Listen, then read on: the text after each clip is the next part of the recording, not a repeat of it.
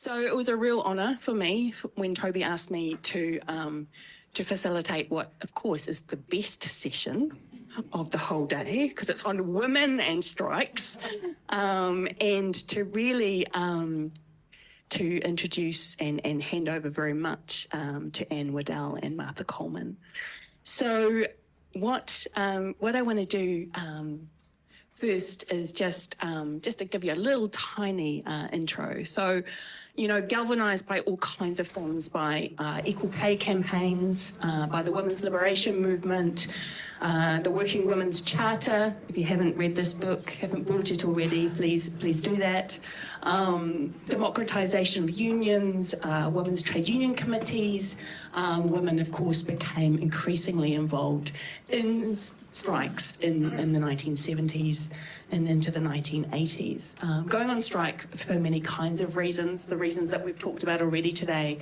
The cost of living crisis was huge, so of course to lift low wages, but of course very much to protest sexism, racism, to push for equal pay for work of equal value, equal employment opportunity, and of course taking us to our first big event of the day to prevent to try and prevent job losses, but also to demand decent redundancies. So I want to take us back to 1981 now, and the Rixen clothing factory in Levin, and to hand over to Anne to tell us about this incredible 96-day occupation of this factory demanding redundancy.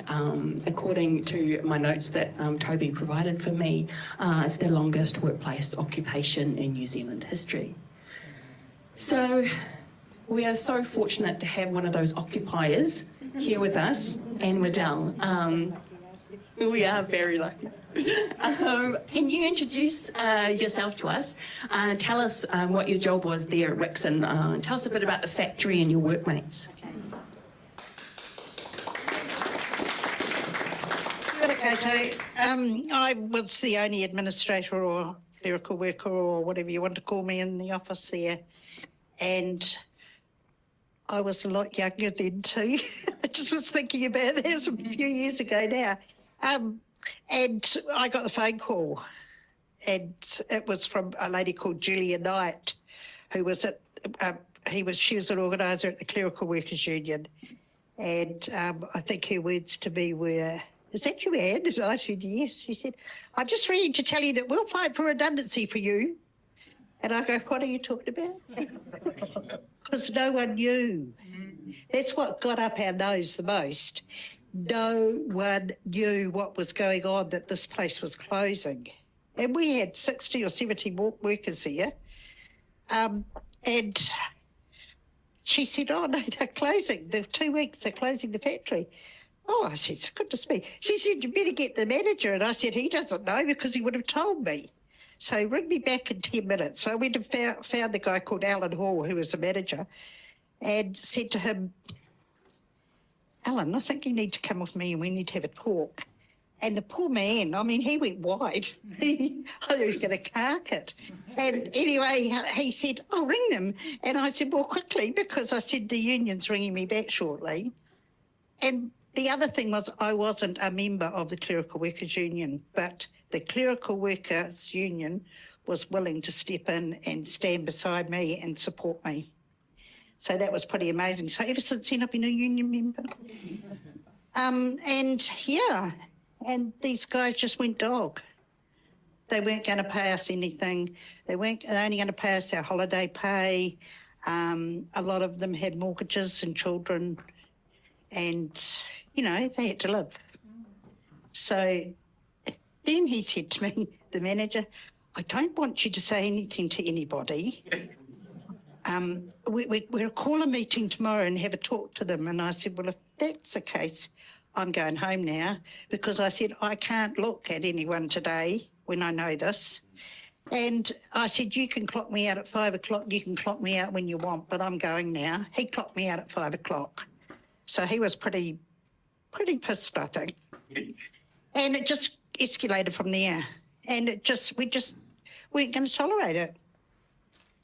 And I think thank you for sticking with us, because I remember you guys coming and standing beside us and marching with us and things like that. So we did it in shifts. So we did night shifts and day shifts, and the people who had children went home at night time, and those of us that didn't have children then, we stayed and we did the nighttime shift. And it was amazing. It was just incredible. The people that came and supported us and dropped off food, and the money, I know what you mean, the money that went through that strike to help us survive and our families survive was astronomical. I don't have those records. I have a lot of records. The financial records went missing. They were taken by one of the unions. I suspect it was probably Frank, or maybe Jim and them picked it up, Jim Knox and them picked it up. But I think that's possibly because it was a lot of money. We were paid a living allowance out of that money each week so that we could survive and contribute towards our bills. And then when it was finished, the balance was divided between those that were still there. Because some people had dropped off. You know, they went. They had to survive. So, yes, and then they did a doco, and we got telegrams and phone calls, and the Heart crew called in on their way to Wellington to the marches and things like that, so we got to meet them as well. It was really enlightening. And when the police came to kick us out, I can remember that. The word got out, and there were about 3 coppers there, and it got out around Levin that the police were coming to Rixen's. Well, the back doors were opened, and in they came, the Coach Workers Union and anyone else that was in the area. They just came in and sat down. We all sat down and just linked arms. And if you want to move us, you move us that way. And, the police walked in and thought, oh dear, we've got a bit of a problem here. You're not going to be able to pick them all up and move them out. So we didn't get evicted. But my mother came to see me at the windows in the cafeteria, and she goes, I won't come in. She said, you might need me to bail you out. And I said, oh, whatever, Mum, and just sort of laughed it off, didn't even pay much attention to it. But it was an experience, all right. It certainly was. And we had meetings, and I had, because I was a clerical workers union, I was the only person, I was sort of pushed to the fore a lot. I went and spoke at the FOL and spoke on Sharon Crosby's show, and then they did the Only Dogs Get Bones doco, which is still used today, I believe. They've just rehashed it all. And that was shown down at Parliament. And we've lost a lot of people along the way from Rixen's, a lot of them have passed away. And you think of them, that comes back into your mind, and you think, wow, those women, they were amazing. And we had our ups and downs, but we got too strong in the end.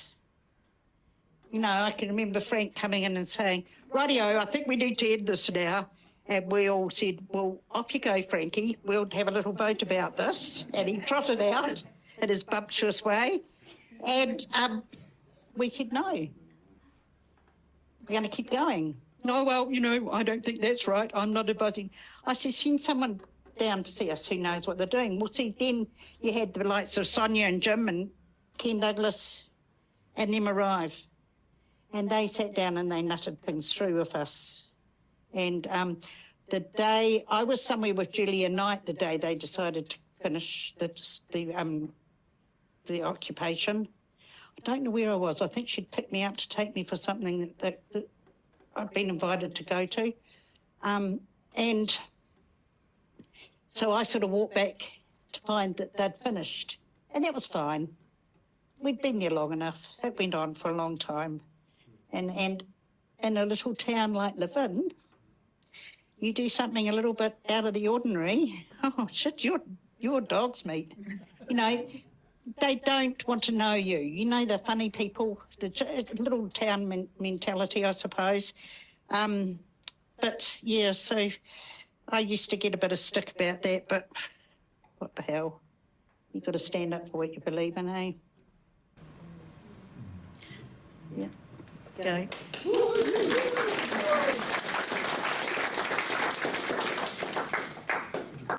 So you were there with the support of the Clerical Workers Union, and the Clothing Workers Union represented everybody else? No, the caretaker, he headed for the hills. What was his name? Len. And he headed for I don't know how I could even remember their names actually. He headed for the hills. He just left. He grabbed what he could get and left. And we had quite a few people go, but I never held any judgment against them for that, because they had their whānau to look after, and, you know, and their tamariki and things like that, and that was their choice, and I understood that. A lot of people got quite anxious about it and didn't like what they did, but that was their choice, you know. So, yeah. So the caretaker took for the hills. There was you and the clothing workers, right? So there was about 67 of you. Oh, well. And the Federation of Labour came to support you, Sonia Davies and Jim Knox. Yeah, yeah. And Frank Thorne from the Clothing Workers Union. Joyce Howie? Oh, yep. Tell us about Joyce Howie. Oh, she was cool. She was all right. Frank was a mouthpiece of it, I think, but Joyce was... I found Joyce and Sonia really sympathetic and caring. I can remember Jim Knox saying to me one day, you know, those who work and do their best get the sack just like the rest. It stuck with me all my life. You know, those words. I named a lamb after him and Ken Douglas. So its name was Nogless.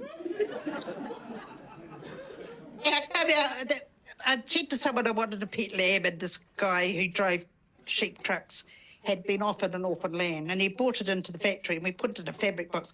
So they were quite high because they held, you know, rolls of fabric. So I put the lamb in there and we had another meeting, see? So I just left him there. Come out. These two men are arguing over what leg they could have for Christmas dinner. And I just said, well, I'm going to name him after you. And his name was Nogless.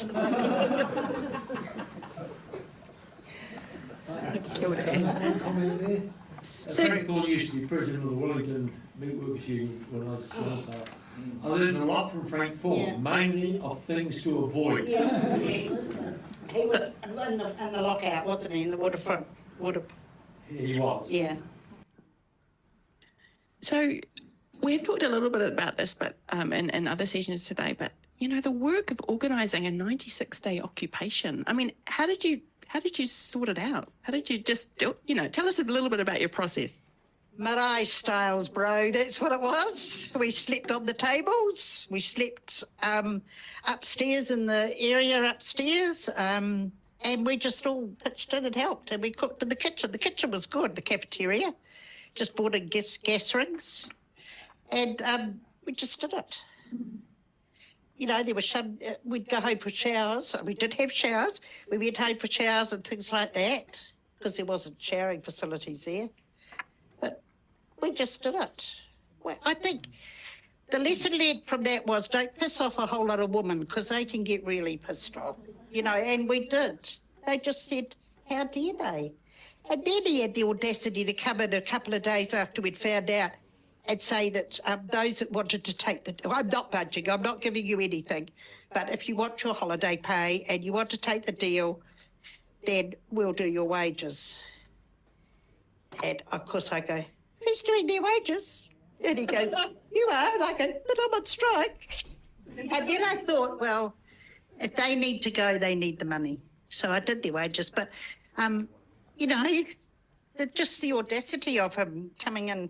And what has always stuck in my craw was the fact that they could never meet the monthly orders they had. They always didn't have enough supplies. They hadn't made enough of that dress or enough of that line, but they were closing the factory and they would never tell us why. You know, I asked and asked and asked, why are you closing when you're doing so well? And they wouldn't respond. We went to Napier and picketed the place up there where they did all the mail order and that. That was just a day thing. Come down, we had a march. I think we had about 400 or 500 people in the march in the bin. So, yeah. And that went really well. And that was, swelled by the union members from other unions that came and helped and supported us. And that was pretty cool. Yep. I don't think we had the Prime Minister come and visit, though. I can't remember who it was. But we had Robert Muldoon in 1981. Well, it could have been, and we had David Page was the MP. He was a Labor MP in Levin, and he used to come and support us. Yeah, I met a lot of people, and I learnt from that. Doesn't matter what you do. It doesn't really matter who you are. You are just a person. I've never put anyone on a pedestal, because you are just people doing what you do in your life. And, but they don't care. They're just doing their job. They're just people doing a job. And I think that had a lot of influence on that,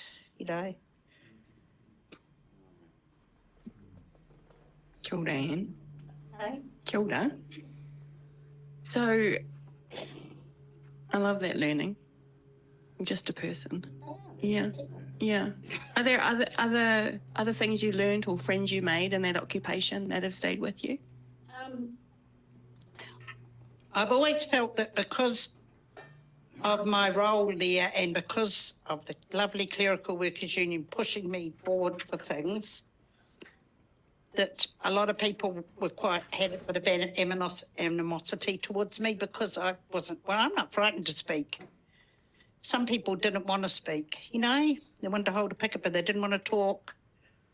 And I think that some people got, I suppose I probably got up their nose and in their face a bit too much, actually. I don't know. But I don't hold back. Got something to say it, I'd much rather say it to the people in front of me. And I still do that to this day where I work. And so I'm in education now. I'm not teaching, I'm not silly. So I do all the management at a little country school in Palmerston North now. Yeah.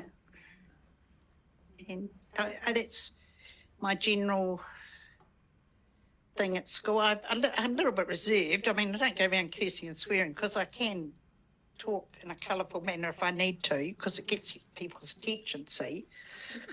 But I sort of I've gentled. That's it. I've gentled. As I've aged, I've gentled, haven't I? That's true. Kia ora. So, are there people here in the room who remembers this occupation, had connections to it? Would anyone here like to offer any thoughts to add to Anne's fantastic story about the Rixen occupation? There was a mention of coach workers coming in to support, which was my union, and it was only recently that I discovered that happened. They did that on their own. My cousin worked for them. Yeah, well, they did that on their own. They didn't ring up the union office. They just dropped tools. Right then, they had to. I don't have any more questions to ask you. Is there anything else you'd like to add? Does anyone have any questions? And what was the outcome in the end? Did you guys get? At the I end- remember talking to Joyce Harley about Yes. it. Many years later, Yes. when I worked for the Clothing Workers Yeah. Union. Yeah. In the end, I think that day that I was out with Julia I don't know what I was doing. There was something I'd gone somewhere with her to do something that, like I said before. And I think they had another hui and decided, yep, we had it. We've done our best. And that's when they decided to split the balance with everybody. Oh, Yeah. the money. The money Still that- got nothing from the company. I tell you, I think I got more than I would have got from the company ever in a million years because of the financial support from the unions and the solidarity in New Zealand from the people. It was phenomenal, the telegrams that kept coming, because we didn't have faxes then or anything like that, or telegrams. And the phone rang and they got quite jumpy about the media, because the media can tangle stuff up. Yeah. I've learned that too.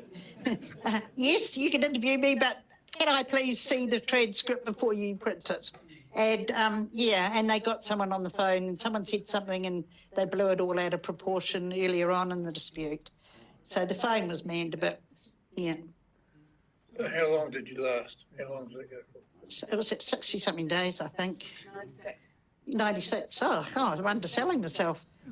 And I feel quite proud to know that probably because of what we did, the redundancy clauses were entered into awards. And at that time, I never sort of realised that. And it wasn't until I was talking to Toby, and he goes, well, did you understand what you've done, sort of thing? What? No, not really. Didn't think about it, really. And I think you were all adopted as heroes by witches, bitches and dykes. Oh, yeah, oh. That was interesting. This was, remember that I was educated in the Horowhenua Manawatu area. And I was invited to come and speak at the Working Women's Weekend Conference. That was very nice. We'll provide you with accommodation. Oh, how lovely. And here we said to your bus fare, wow. Feminism. Full on. Lesbians everywhere, and my eyes would go, holy shit, what have I done here? What have I struck? And it was like, I hadn't encountered something like that full on ever before. I've read Broadsheet and those sort of publications and things like that, but oh man, it was like, yeah, I went to their do on the Saturday night. There were no men. I don't want to dance with anyone. I don't want to dance with women all night, and I really opened my eyes a little bit. It was a close encounter, all right, but it was fine. But, it was like, holy, wow, goodness me. And then I won't tell you what I did. I sat them down and talked to them before I left because I had to. Yeah. And I just sat there and said to them, now, why? What has happened? Why are you like this? And they all just looked at me like I'd lost my mind completely. I have a question. Yes. And even though you said there was a lot of animosity towards you afterwards, because Levin's a small town, and I can understand the tall poppy syndrome, kind of thing. But do you think you were more successful as well because of it being a small town, because so many workers were there who obviously lived in this small place and they all impacted on each other, everyone knew everyone. Do you think that's why you were able to survive as long as you did in the sit-in, and that's how your support came, was from being in a small place? Possibly. We certainly, when you talk about support, I talk about like Kai and things like that. It just kept coming. It just kept coming in the doors, and we had to say sometimes, we've got nowhere to store that meat. Could you drop it off tomorrow? Because we've got no room today. But it really was. I think that's probably why, because we had good support from the local people.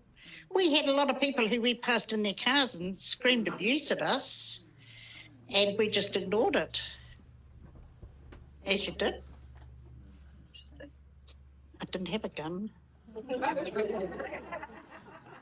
Any more questions? Wow, let's give a big round of applause to him.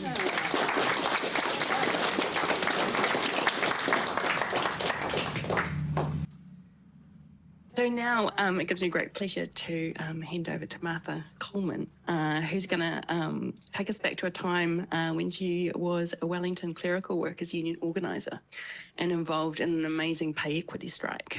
Martha, take it over. Kia ora, thank you, Sibel, and tēnā koutou katoa, ngā mihi nui ki a tātou katoa.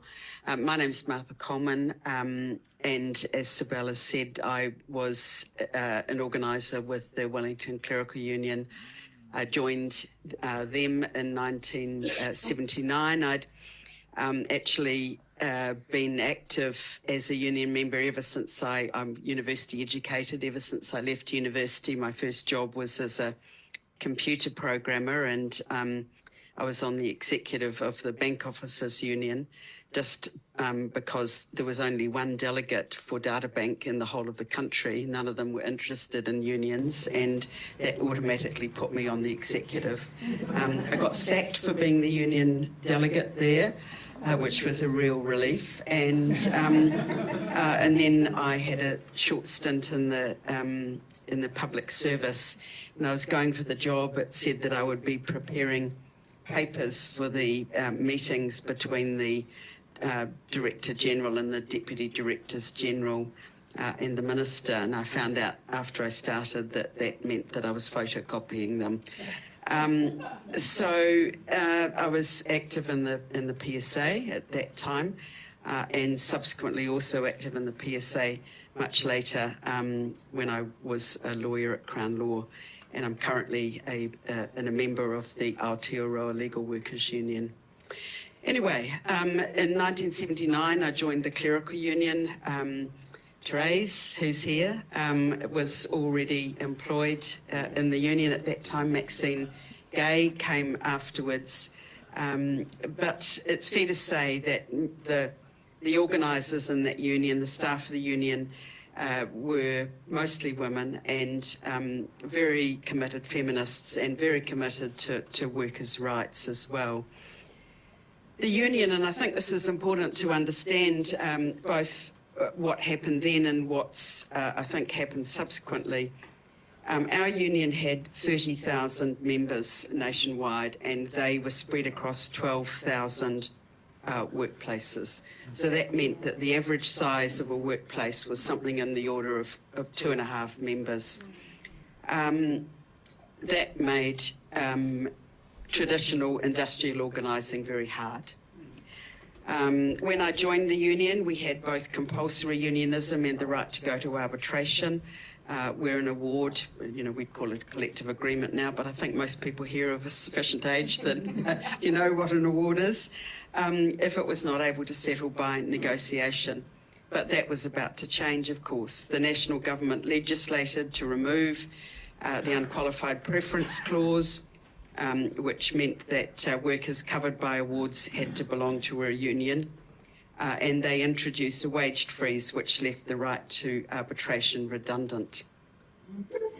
So historically, many unions at that time adopted the position that reliance on the unqualified clause left unions weak, as there was no incentive to organise, and were opposed to it,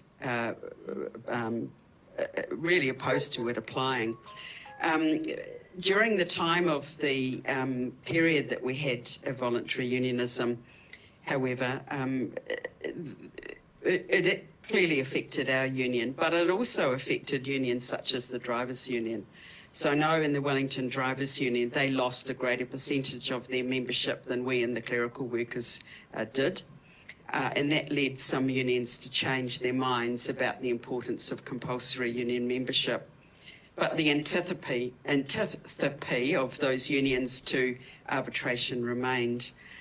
Strikes were seen as the way of settling disputes. And I remember very clearly the meeting of the FOL in 1984. I'm pretty sure it was at the City Council chamber.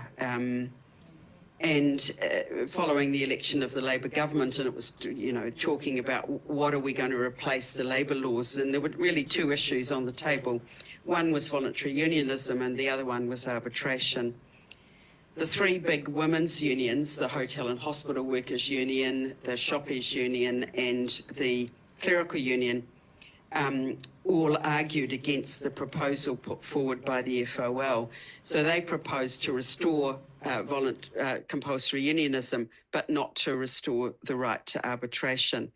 But we lost that. There weren't sufficient votes to carry a different position. And I'd just like to, if anybody here hasn't seen the Gerry Adams film yet, you should go and see it, because it's a masterclass in how to actually organise a people's struggle. And one of the things that really came home to me during that movie is that you've got to know, you've got to have a way of ending it. And people today have talked about that. So today the focus has been on strikes as the way of ending it. But that is a privileged position of a lot of workers in this country, and certainly was at that time. So the only way realistically for unionised workers in the kind of workforce that we represented was to have the right to arbitration. So in terms of my union, despite the difficulties in organising, we'd already made big strides. When I first joined, and Teresa would have been there for a couple of years at that stage, the president and I think the vice president, or the president of our union, was Margaret Flanagan from the Labourers Union. There was only one union meeting held a year, and it was held in one place, which was Wellington. So most of the union members could never get to a meeting to actually vote on issues. But we managed to organise, almost got threatened with the sack again over that, but we were successful in having 4 meetings a year, and they'd be held all round our district, which is the lower half of the North Island. So again, thinking about how we went about things, given our disparate membership, we did introduce a model of an organising model by the time voluntary unionism hit. And we had deliberately adopted a campaign style and a political campaign style of the way we went about things. So we would do blitz organising, where about 6 organisers would all descend on, Palmerston North or Napier, and we would do that throughout all of the regions. And we would, because we were clerical workers, we had really good membership systems, and we would organise meetings in advance, and we would hold literally hundreds of meetings of clerical workers in those weeks that we were blitzing. And at the same time, we would be bombarding with press releases. And it was always about the same theme. So it was never about your place. It was about what was happening in the wider area, and what our messages were, which were deliberately aimed to be have resonance across the workforce. So for us, the main campaign that we had at that time of the early to mid 1980s was value office workers, and that was in support of the right of women to have real equal pay. And once the wage freeze ended, that was our focus industrially as well, and we were raising pay equity claims in each of our awards negotiations, and also within our where there was industry bargaining, which there wasn't a lot of that with us. We were also very active in feminist organisations throughout our districts, and were raising the issue of equal pay or pay equity in, for example, forums that led to the setting up of the Ministry of Women's Affairs and things like that. And just for those people who aren't aware, that there has always been around pay equity issues an incredible connection between the feminist movements and the labour movement. That was really important in the struggle leading up to the passing of the Equal Pay Act in 1972, and it's continued since. So pay equity claims were raised by the clerical union in bargaining from 1985 onwards, and pay equity, of course, the definition of remuneration under the Equal Pay Act was very broad. So that included things like some of the key conditions that would actually apply as well. I think it's my recollection that after the wage freeze, I became responsible for the motor industry. Therese had been responsible earlier, as she has said, and then I think Liz Tennant was, but I think that maybe when she went to Parliament, I took over. I can't quite remember exactly. So our claim in the first year of bargaining was to get that extra week of annual leave that Peter Cranny talked about earlier when he said that it was the motor companies were one of the very first groups of workers to get the 4th week of annual leave. For clerical workers to get it, and the other unions already had it in the combined document, they went on strike for a week, and that was sufficient to for the company to agree that they would accept that claim. The following year, we raised the wages question. Now, there'd already been, other people have talked about relativities, and the relativity for clerical workers has always been to the core carpenter's rate. So over time, the rate between our what was originally a male clerical worker and a core carpenter had been lost, and so we were seeking in each of our agreements the restoration of that relativity, and this included we had a separate agreement for the clerical workers in the motor plants, but we negotiated alongside of the combined union. So that meant that in some respects we were like the engineers or the stores workers who had separate agreements, but they didn't negotiate it alongside the other unions. Once again, the answer was no, and once again, clerical workers voted to go on strike in support of that claim, and this time the employers really dug in. So the strike of clerical workers ran for a month. It is the longest running multi-employer dispute in the car industry in New Zealand, and it was a strike of clerical workers for equal pay. Members of the Coach Workers Union and the Engine Drivers Union were suspended after they refused to handle paperwork prepared by management rather than clerical union members. In other words, their support, including on picket lines, was critical to the eventual success of the strike.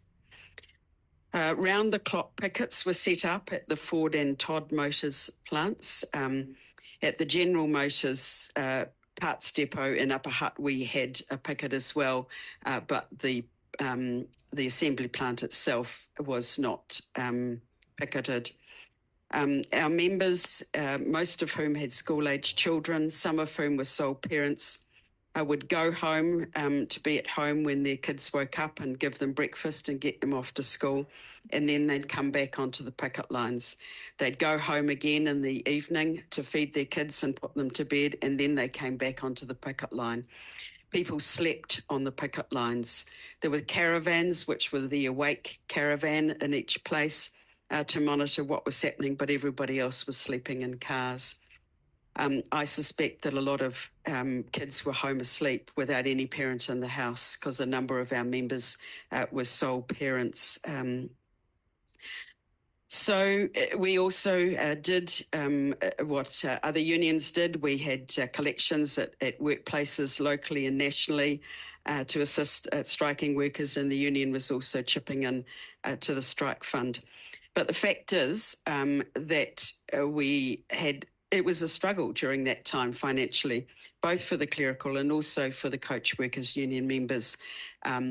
Although they had been suspended, they were deemed by Work and Income to be on strike, and so they weren't entitled to any benefits, so are entirely reliant on wages, on support from other unions. And of course, the whole of their membership in the Wellington area had been suspended. So there was very little of their own members to contribute to that fund. Graham, has probably got some things that he wants to add as well later. So we've had discussions earlier about, strikes aren't particularly effective if employers don't need the production. And that was actually what we were facing as well. There was a glut of cars in the industry. And so they weren't particularly worried about the fact that there was a strike by workers, and that basically the assembly line had stopped through the suspension of the coach workers. But what they did want to do is that they wanted to sell the cars that they had already produced. So as I said earlier, we were picketing round the clock at Todd's and at Ford's. At Ford's, there were several exits to the actual site where they could get cars out. And we knew it was happening at night. We didn't have so many people on the picket line at night. There was a much smaller clerical union workforce at Ford's. And even with the support of the Coach Workers Union, it was difficult to effectively staff pickets round the clock. So what would happen was we would have roving pickets that would happen at night, where we would go and stand outside these exits to try and see whether we could stem the flow. But basically we knew they were watching us. They had security guards who were watching us and passing intel on as to where we were and which exits cars could be taken out of. But the picket at Todd Motors was very effective. That was due in large part to there being more clerical workers. But the main reason was that all the cars they had were parked in a top car park that was covered, that was surrounded by a fence, and there was a road access in and out, which meant that we only had to block one exit to stop the cars from leaving. So the strike came to an end after a month when Todd Motors tried to bust out those cars. It cut the wire fences surrounding the car park and paid members of a rugby league team to drive the cars out, not down the road, but down steep, uneven grassy banks. We had intel that something was going to happen, and striking clerical workers and suspended coach workers were there in force that day. Picketers who had been on strike for a month were not going to be defeated and attempted to relocate the picket lines from the road to these grassy banks. While that was happening, Tom Cunningham, the infamous industrial relations manager from General Motors, stood on the balcony of the meeting room that the company's bosses all happened to be meeting in that day at Todd Motors, yelling, "Kill them, run them over." And they nearly did. It was chaos. Picketers were running in front of cars being driven at speed down these banks. One worker received what was thankfully a glancing blow, but it could have been very different. We were just absolutely incensed and furious by this incredibly unsafe action that Todd Motors had taken. And I and a group of workers, I'm not sure, Graham, if you were there or not, but you'll tell us later, really angry, and we marched into that room where they were all meeting. And when we got inside there, we saw that there were tables about twice the size of this table here, with a red tablecloth that was just groaning in food for a meeting that had probably involved about 10 people. I was, first of all, I eyeballed John Todd, screaming at him probably, and I could see that his face was just, he had a tick in his face, and it was just, it was really, really noticeable. He was, I think he was quite frightened in many ways, not necessarily by us confronting him, but by what had happened, and I think that becomes clear later in my story. But I had this irresistible urge to pull this red tablecloth out so that all the food would just come down onto the floor. I can just still see it in my mind's eye, this picture like at the movies where this happens and it all happens in slow motion. And I kind of thought, no, that's not the right thing to do. And I grabbed Denford MacDonald, he was the company secretary, and I grabbed his tie like this, and I'm starting to scream at him. But anyway, as I've said, I think that Todd Motors and I think Roger talked a little bit about this, about Lord Vestey, and didn't care a toss. But Todd's, of course, was New Zealand owned. And the fact that they had just about killed some of their staff by their ploy at trying to get these cars out, they contacted Ken Douglas at the Federation of Labour, and they said that they wanted to settle whether or not the other companies did. So they broke ranks. The other companies did. So they weren't prepared to sit it out once one of them had actually buckled. So interestingly, the Engineers Union had a say in that settlement, even though they were not part of the industrial action. Rex Jones said the engineers would not agree to clerical workers at Todd Motors getting full equal pay with core trade workers, because at Todd's they only worked a 37.5-hour week, so they couldn't earn any more money than 37.5 hours. But if they got paid for 40, if they got paid the full weekly rate, now anything under our agreements over 30 hours was a full weekly wage, then it would meant that they would get more at Todd's on an hourly basis, albeit not on a weekly basis. And the engineers refused to agree to it being settled at that level. So looking back, what were the lessons? And in my view, there are three, and I think these are important because they have resonance today. Firstly, it wasn't just about money. The strike was about a fundamental human right to be paid equally with men. It not only galvanised support from within the membership, but was critical in gaining support from the wider public.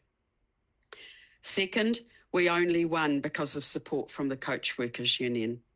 Equal pay strikes occurred at other places, such as the Dunlop Tyre Factory in Upper Hutt, where clerical workers were on strike for 3 weeks, but they were not successful. During that strike, rubber workers and stores workers, some of whom who were married to striking clerical workers, did the clerical workers' jobs to keep production running. And in our case, the coach workers refused.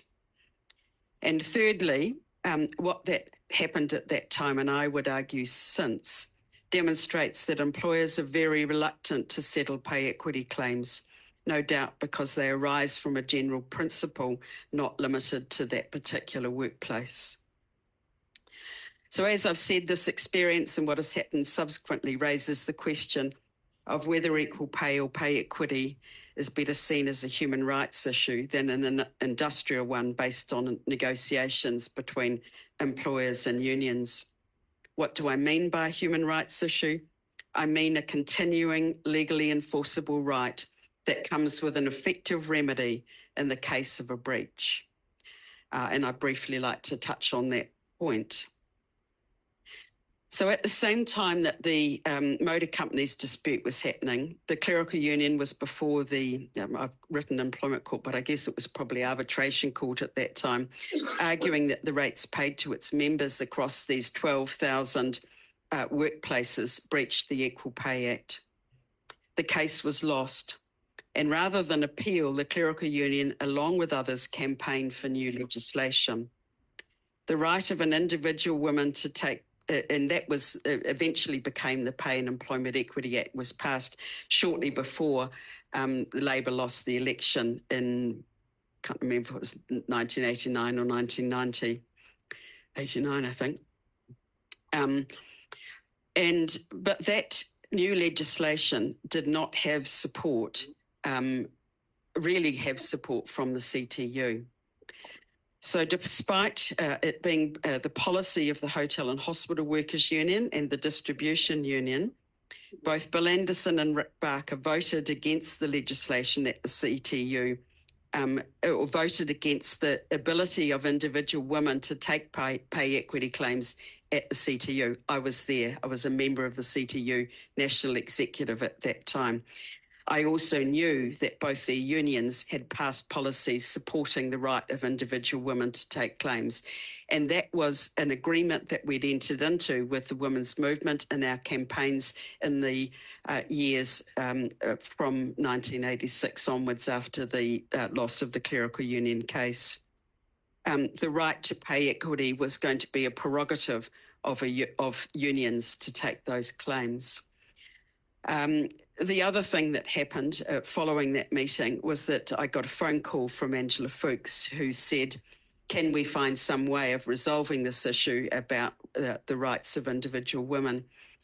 And what had happened in some other Canadian jurisdictions was that there had been a phase in of a difficult area where there hadn't been able to be complete accord before the legislation was introduced. So we agreed that we would say that that should be phased in and should not happen for a year after that.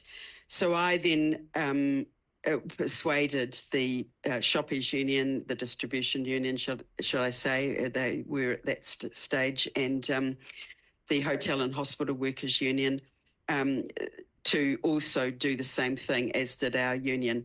The CTU submissions made no mention whatsoever of the right of individual women to take claims after a year following its introduction. So,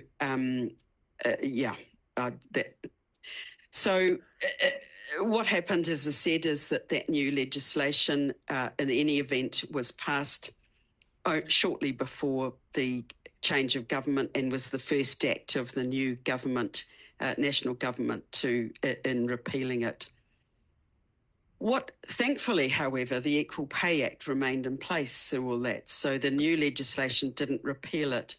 And the experience of what happened during that time and the experience, early experience under the Employment Contracts Act, which, and I would differ strongly with Graham here, that he may have been able to settle matters under the Employment Contracts Act by industrial action, but so many others couldn't, and it led to incredible concessionary bargaining in order just to get a deal. And interestingly, at that time, written about this elsewhere, and I could probably find the reference to it if people wanted to, but there was a closing of the wage gap in the early 1990s up to mid-1990s, and that was as a result of male wages lowering, not as a result of women's wages going up. And that was the impact of the concessionary bargaining that was taking place at that time. What I became convinced of after that, and as did some others, was that we had to fight to keep the Equal Pay Act, which we did. We had to fight Labor, who wanted to amend the Equal Pay Act to get rid of the equal pay for work of equal value, or pay equity element of that, because people understood that following the unsuccessful clerical union case that it didn't have that power any longer. But some of us were convinced that it did. And I know people like Peter Cranny, who's here, and Gordon Anderson, who I think might not be here anymore, but was earlier, were two people who also agreed that was the case. And we fought to keep it so that somebody could bring another case. And we, 20 years later, had that case, the Bartlett and Terra Nova case that Peter was involved in, which was brought by the Service Workers Union on behalf of residential care workers. And that case was successful. So why the difference between 1986 and 2010, or whatever the date is of Terra Nova? And I think the answer to that is because we're now in the age of rights. As a consequence of the introduction of the Bill of Rights Act in 1990, which includes a non-discrimination provision. So, following Terra Nova, and there were negotiations that followed it, the government legislated to improve the rates of care workers who benefited from Christine Bartlett in its case, and they also moved to amend the Equal Pay Act, parts of which were quite redundant because they'd been based on the early introduction in the 1972 to 77 period. The model for pay equity in the amended act was an industrial one, in my view, that was introduced following Terra Nova, with pay increases to be prospective only. Back pay would only be available under the new legislated model if an employer acted in bad faith, and claims could only be raised every 5 years. Now, at the same time that this act is being amended, the Canadian Supreme Court had ruled in relation to exactly the same legislation in Quebec that such measures were discriminatory. Without back pay, the court held that an employer's pay equity obligation was only episodic and partial. The court said that the Quebec Act codified the denial to women of benefits routinely enjoyed by men, namely compensation tied to the value of their work. The court said men receive this compensation as a matter of course. Women under the scheme are expected to endure 5-year periods of pay inequity and to receive equal compensation only where their employer voluntarily acts in a non-discriminatory manner, or where they can meet the heavy burden of proving the employer engaged in deliberate or improper conduct. Absent such behaviour, working women are told that they must simply live with the reality that they have not been paid fairly. In this way, the scheme, by privileging employers, reinforces one of the key drivers of pay inequity, the power imbalance between employers and female workers. By tolerating employer decision-making that results in unfair pay for women, the legislature sends a message contoning that very power imbalance, further perpetuating a disadvantage. The court said that leaving wage inequities in place makes women the economy's ordained shock absorbers. And that is very evident in the government's further revision and unashamed revision of the Equal Pay Act in the last few months to pare that act back further, with claims now only permitted every 2 years and no back pay at all, even when an employer acts in bad faith. So unions are challenging these recent amendments. Some, and I would say much of the focus of the challenge is about process rather than substantive provisions. Process, of course, being a fundamental part of negotiation where parties are supposed to act in good faith with one another. But even the substantive challenges do not include the right to back pay, despite these findings of the Canadian Supreme Court. Men who are paid below their lawful rate of pay, whether it's the minimum wage or a contractual rate, have a right to 6 years back pay.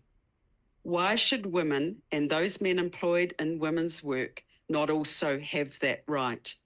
If they did, it wouldn't have mattered that the Care and Supporters Workers settlement was rolled over before the election. So that was the settlement that was enshrined in legislation to give them a rise. It was supposed to be revisited a few years later, and Labor didn't get it done before the election.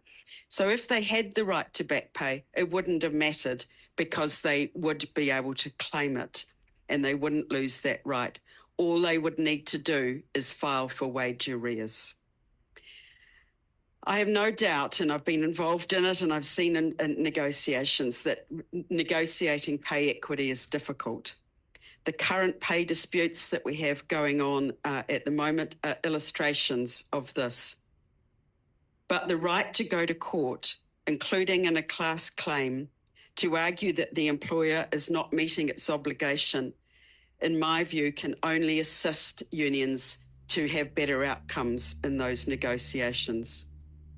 Having this right will also assist unions to resist clawbacks over time. And my urge to unions, and I've put Peter Cranny on notice here for a response, to unions who are litigating the current changes to the Act, is to amend that claim and seek a declaration that lack of back pay is also discriminatory. And in my view, it may be that pay equity claims can also be brought directly under the New Zealand Bill of Rights Act, and this should be explored. So in summary, I'm observing that Terra Nova is a prime example of how litigation can be used strategically.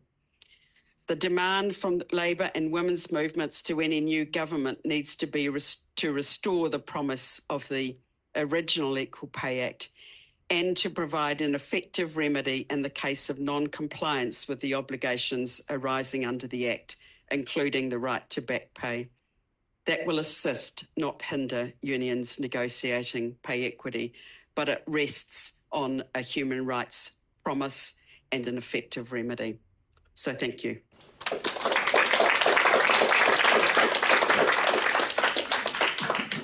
order, Martha. Thank you for all of that. You've already named lots of people in the room who you wanted to hear from. Who would like to ask a question or respond or? Yes. The song came out of the mid-80s. Our claims for equal pay or equal pay for work of equal value as it was then. And if I remember it, I remember at least the first verse and maybe the chorus, so that might be a good one. And I just wanted to direct it to you, Martha. My girl, she runs the office, you know that's what girls do. She does her job, yes, very well, and most of my job too. Certainly outrageous and completely out of line when she demands a salary commensurate with mine. Whatever will we do, whatever on this earth, when all the secretaries demand what they are worth?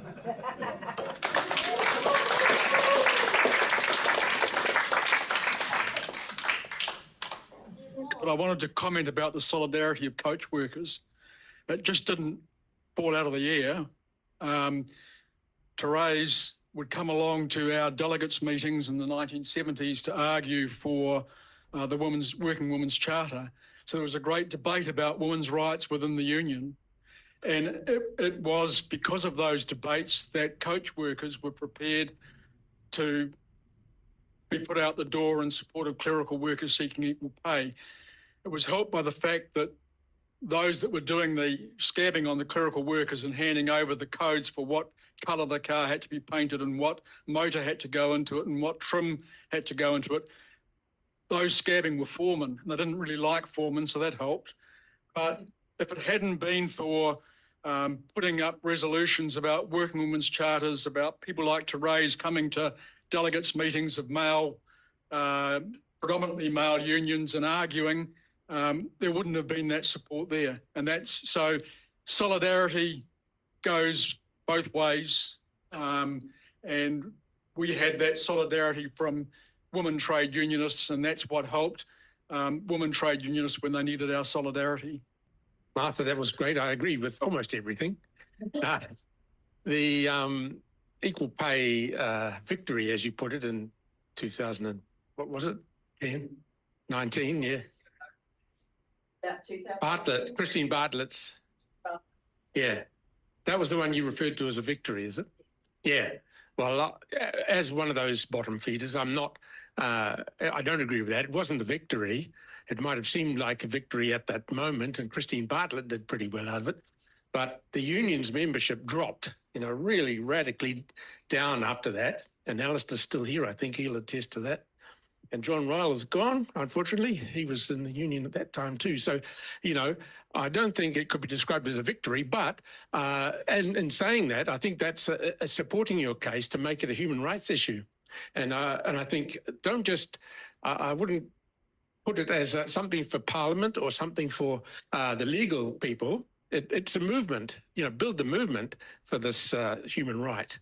And the unions are only secondary in this struggle. I think we've proved over the history that we're not capable of equal pay. The union movement is not capable of achieving it. And we're getting weaker and weaker. But of course, movements can only grow, I think, from here on many, many other issues, and that'd be one of them. So, yeah, all strength to you. Can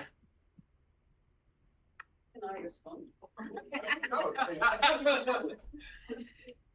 Well, I think that the point of arguing that it should be a legal issue, a human rights issue, not an industrial issue, is because I think industrially it's too hard. It's too hard for our clerical workers across the 12,000 workplaces. And even if you look at the position of the nurses and early childhood teachers and some of the others that are, currently battling at the moment, they do have a lot of industrial power, but they can't use it. Because if they were to go on strike for 4 weeks, like the clerical workers did in the motor industry, in the health sector, they're not going to retain public support. And also, they're just not going to do it because people will die. So that's really what I'm saying, is that women are either in very few places are women working in large enough workplaces to be able to do it industrially, or they're not able to fully exercise the industrial power that they have. And so they need another way of achieving it. And I think we can. I mean, the Supreme Court of Canada has said that their law, they've struck down that law. They got a year to change it. We don't quite have the strike down power, but it's very powerful. So one of the things I would say is the difference between as I said, the difference between Terra Nova and the Christine Bartlett case in Terra Nova and the 1986 case is that our courts are now used to dealing with issues of fundamental human rights. They've had 25 years now since 35 years since the Bill of Rights Act was passed and dealing with it. And you only have to look at the Make It 16 campaign and the decision of the Supreme Court, and that came that it's discriminatory for 16-year-olds not to have the right to vote. It's forced the issue onto the agenda because of what the court has ruled. And I think courts are much more prepared to rule on rights issues now than they ever were before. So that's where I disagree. I'm sorry that in your workplace that union membership's gone down. It wasn't in our workplace, Okay. yes, but I was looking at aged care, in the Oh, aged I care see. sector Okay. more than Yeah. my own particular one. But I was actually, I agree with what you just said. I didn't want to say, okay, don't do it through the court, but I sort of think it requires a movement, the women's movement, or whatever you want to call it, that needs to do that work to get there, I can't help thinking that because of the wide dispersal of union members, women across so many different places of employment, that made things so difficult to get anything rolling back in the 70s, 80s. I could just keep thinking, but if it was in the digital age, like now, how much more different it would have been if the communications could have gone out via Facebook and via, all these other platforms, Instagram and all those things, which are being used today to create these movements.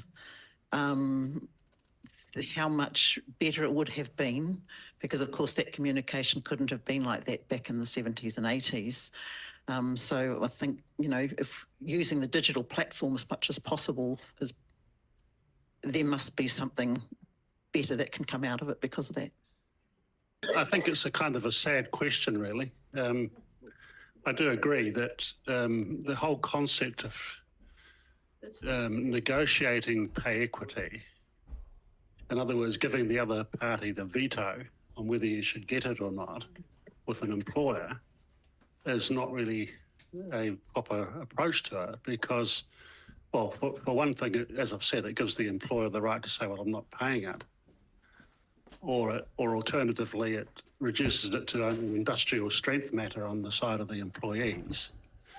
Or in some cases, such as in the aged care sector, where the wages are essentially paid by the state or funded by the state, then it just leaves the employer can't really agree in many cases to pay equity because they haven't got the funding for it.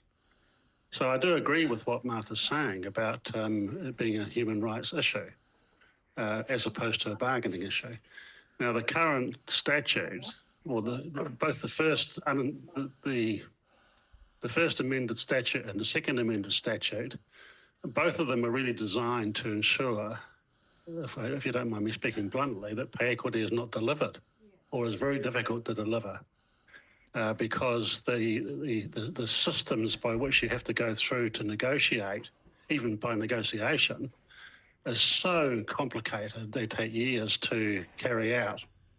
And the most recent amendment, of course, is a very sad, might be the wrong word for it, but it's a terrible amendment because it is building into the economy in an impregnable way the ongoing discrimination against women workers, which is digging in deeper and deeper as we continue to the task of trying to turn New Zealand from a first world country into a third world country. So I think it's a very, very serious distortion or a continuation of the distortion of New Zealand society based on discrimination on the grounds of gender. Whether or not, as Martha has said, the Bill of Rights Act in New Zealand is quite weak because it's not enforceable in the courts, generally speaking. It's only this terrible indirect nonsense that was created by Geoffrey Palmer and the people who first wrote it. It's not a statute that actually gives human rights in the same way as the Canadian Charter does. And we've got other very serious institutional difficulties in the courts and the way the country is set up here, which make it very difficult to advance this question legally. So we have been able to make some progress in certain places, in certain areas, Terra Nova, the aged care sector. But the way that New Zealand works is that some of those, when the statutes come out of the bureaucracy, suddenly you realise that they've actually changed things so they can't really work properly. And so I do think there is a bit of a tragic part of history unfolding on this question. More particularly as a result, first of all, as a result of the first Labour Party changes, but also as a result of what's happened since. In particular, this thing, I think Martha said every 2 years. I think it's every 10 years, isn't it? 10. Yeah, they can't. For big groups like the nurses who settled a couple of years ago are not allowed. It's illegal to raise a claim, a pay equity claim in New Zealand. If you've settled one in the last 10 years, it's unlawful to do so.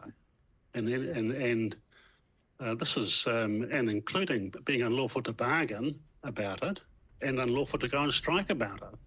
There's an employment court judgment saying that. So having worn myself out on the question of, as Martha has a number of times already in her life, having worn myself for the first time, I'm hoping that we can come up with a better or another path. So I'm very open to what Martha's just said. Let's not end on that note, though. I think we need to come back to some of the key terms that have been here in this room all day, and also in Toby's talk yesterday. I'm thinking particularly of solidarity, unity, kotahitanga, and I think, you know, in this current moment, actually, we've got some pretty amazing kotahitanga that's been going on. I think about the incredible change in our consciousnesses, right? I think that pay equity there's a lot of movements supporting pay equity, not just the women's movement, not just feminists, right? And I think, of course, of the hikoi, toi tūtiriti, bringing us all together, all of that amazing opposition, and then, you know, the incredible strikes we've been having lately. And, you know, iwi leaders coming together with the CTU, right? Coming together, these big, powerful movements to stand up, you know, for all of us. So yes, Peter, there is so much to be changed. Yeah, there's so much to be changed. But I also think that we are in a moment when we are actually bringing our issues together in different kinds of ways, right? Foregrounding different kind of ways, that there are some real continuities. There was continuities talked about. James, are you still here? No. Yes. Anyway, talking about going back to 51, but the continuities that going back into the 70s and 80s that we've talked about of solidarity, and the word that Toby used yesterday was staunchness. I went and looked up Māori dictionary. Staunch, what's that? Manawa nui, kia manawa nui. Be strong of heart, be steadfast, right?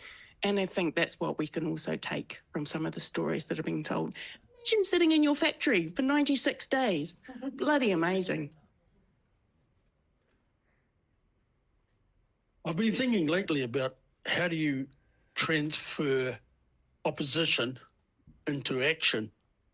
And the problem we have right now is we've got the ACT Party dictating to the National Party what happens, and we're losing ground flat out. And nobody, although there's a lot of opposition, it's not being seen by the politicians as having a difference. They're generated by polls. So they look at the polls haven't moved much. Let's hit them some more. The polls haven't moved much. Now, I want to float an idea. Just to imagine if we said, look, we're going to have a pledge card, and the pledge card says, I will never, ever vote for these parties, ever. And we promote it through social media, we promote it through the women's movement and whatever, but we target those marginal electorates. And I'll tell you, nothing scares the shit out of MPs more than seeing their vote disappear and knowing that their job is going to finish in 3 years' time or 18 months' time, right? And you would be amazed how quickly they can change when they see the threat. Now, the problem now is we know all the threat is there. We hear amongst, because we walk in the circles where everybody says, stuff this bloody government. I can't wait to get rid of the bastards. But if we went over to the Beehive now and asked those MPs in the coalition, are you feeling the heat? They go, no, because they're moving in the wrong circles.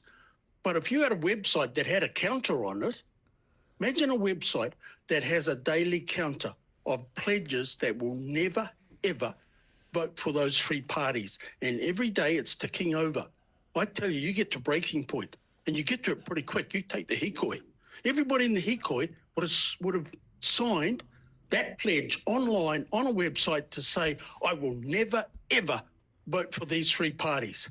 And once it gets to a critical number, they are history. We don't have to wait for the election. We can have the election today if we just organise and use the latest technology to put a counter up on a website saying we will never, ever vote for any party, ACT, New Zealand First or bloody Tories. Some people might want to hate it. And the thing is, And the place to do it, sir? politicians see the power, Labour will fall into line. Labour will fall into line because it could happen to them just as quickly as it happens to anybody else. And the place to do it, perhaps, is the Action Station website. Kia ora, Marie. That sounds like a perfect place to perhaps bring this to a close. But let's one more round of applause for our two. Toby, do you want to call a close to us? It's your day. Not really, no, it's your day. I think that the whole purpose of this day was everybody else's day. And thank you so much for everybody coming. Thank you for the Labour History. Thank you to the Labour History Project, who this event is associated with. Thank you to the Stout Centre. Thank you for everybody for coming, everybody online. Hope you've enjoyed it. Yeah, just thanks all around. Yes.